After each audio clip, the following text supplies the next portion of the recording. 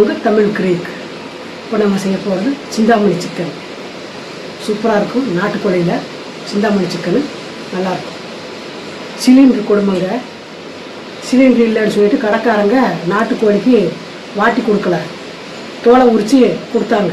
இப்போ என்ன பண்ணுறது, வாங்கிட்டு வந்தோம். சரி வாங்க பார்க்கலாம். இந்த சிந்தாமணி சிக்கனுக்கு கடலெண்ணெய் நல்லாயிருக்கும். கடலெண்ணெய் ஊற்றிக்கோங்க.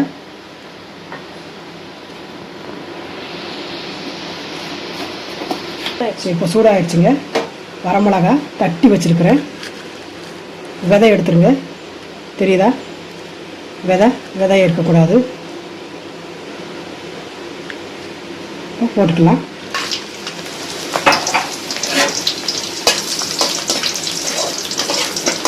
கொஞ்சம் நல்லா வணங்கட்டும், அப்போ நல்லாயிருக்கும்.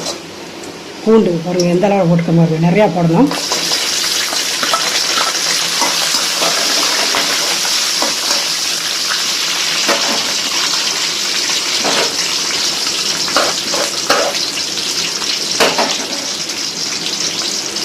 சோம்புங்க இந்த அளவில், ஜீரகம் கொஞ்சமாக போதும், வெங்காயம் நிறையா எடுத்துக்கோங்க.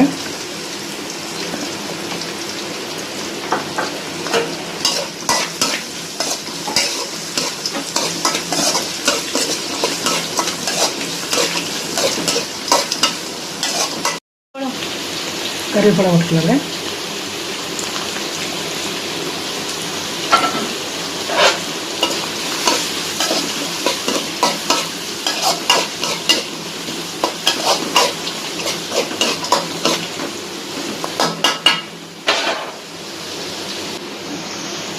கொத்தமல்லி தூளுங்க.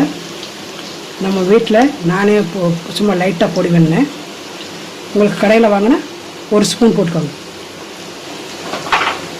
நிறையா வேண்டாம், ஒரு ஸ்பூன் மட்டும் போடுங்க.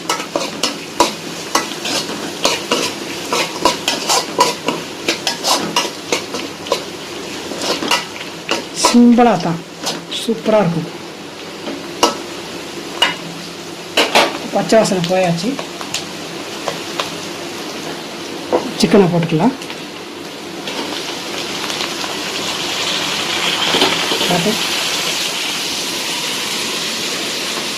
நாட்டுக்கோழி தாங்க. நாட்டுக்கோழி சிலிண்டர் இல்லை, கேஸ் இல்லைன்னு சொல்லிட்டு அப்படியே சுத்தரி முக்கிட்டு உரிச்சிட்டாங்க. பாருங்க எப்படி இருப்பாங்க, துணியோடையில எடுத்து உரிச்சிட்டாங்க. அப்படியே சரி எப்படியாவது கொடுங்க அப்படின்னு சொல்லி வாங்கிட்டு வந்தோம். மக்களே, சிலிண்டரை கவனமாக செலவு பண்ணுங்க.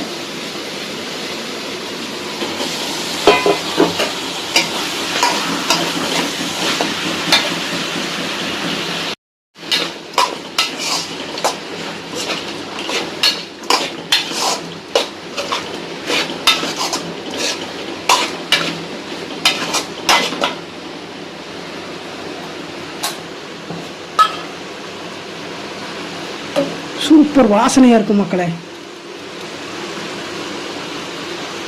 மஞ்சப்பொடி,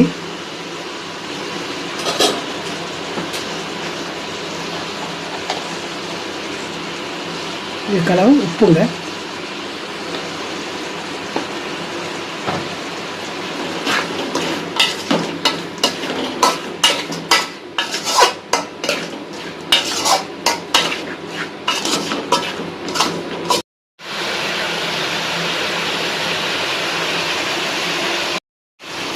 இது நாட்டுக்கோழிங்கிறதுனால நிறைய தண்ணி வராது மக்களே, கொஞ்சம் கம்மியாக தான் வரும்.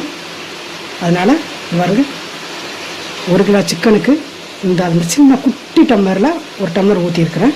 ஏன்னா வேக கொஞ்சம் நேரமாகும். பிராய்லர் சீக்கிரமாக வெந்துடும். இது வேகிறதுக்கு நேரமாகும். இந்த சிந்தாமணி சிக்கன் நாட்டுக்கோழியில் செஞ்சால் தான் சூப்பராக இருக்கணும்னு நாங்கள் நாட்டுக்கோழி கேட்டோம். சிலிண்டர் இல்லைன்னு சொன்னாங்க. அப்போ நாங்கள் சரி அப்புறம் என்ன எப்படி ஆளுக்கெல்லாம் வாங்கிட்டு போகிறாங்க அப்படின்னு நாங்கள் கேட்டோம். தோழியை உரிச்சு கொடுங்கன்னு சொல்கிறாங்கம்மா. தொழி தான் டேஸ்ட்டு நாட்டுக்கோழிக்கு. அப்புறம் என்ன பண்ணுறது, சரி தொழியை உரிச்சு கொடுங்கன்னு சொல்லி எங்கள் வீட்டுக்கு கூட அப்படி தான் எடுத்துகிட்டு போகிறேன் அப்படின்னு சொல்லி கடைக்காரங்க சொன்னாங்க. சரின்னு சொல்லி நாங்களும் அப்படியே வாங்கிட்டு வரோம். அதனால் பிராய்லர்னால் தண்ணி பிராய்லர் கோழில் நீங்கள் செய்கிற மாதிரி இருந்தால் சிந்தாமணி சிக்கனு தண்ணி ஊற்றாதீங்க. நாட்டுக்கோழியில் செய்கிற மாதிரி இருந்தால் சின்ன டம்ளரில் 1 கிலோவுக்கு ஒரு டம்ளர் தண்ணி ஊற்றி வேக விடுங்க. ஏன்னா கொஞ்சம் நேரமாகும். சூப்பராக வந்துருச்சு. 1 டம்ளர் தண்ணி ஊற்றணுமில்ல பாருங்கள், நல்லா வத்திருச்சு பாருங்க. சூப்பராக ரெடி ஆயிடுச்சு.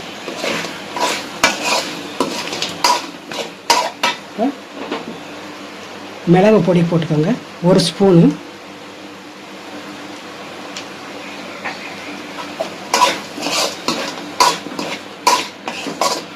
அவ்வளோதான் மக்களே, சூப்பராக ரெடி ஆயிடுச்சு.